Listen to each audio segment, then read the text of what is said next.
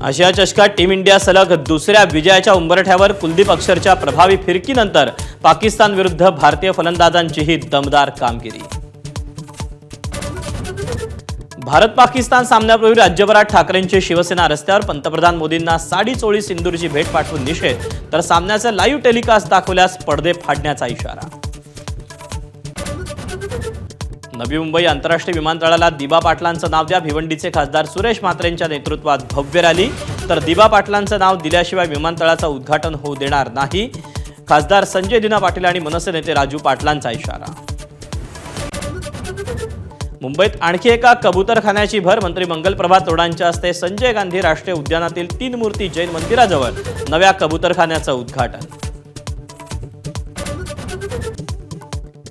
दहिसरमध्ये Congress पदाधिकाऱ्याची गुंडगिरी. Police स्टेशनमध्ये घुसून महिला पोलीस अधिकाऱ्याचा विनयभंग.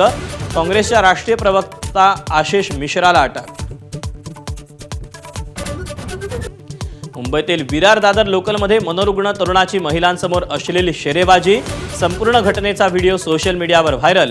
व्हिडिओ काढणाऱ्या महिलेचा तक्रार देण्यास नकार. नवी मुंबई विमानतळ 4 नव्या मार्गांनी जोडलं जाणार. नव्या 10 मार्गावर जलवाहतूक सेवा सुरू करण्याचा मेरीटाईम बोर्डाचा निर्णय. नव्या मार्गावर स्पीड बोट, रोरो सेवा आणि वॉटर टॅक्सी धावताना दिसणार.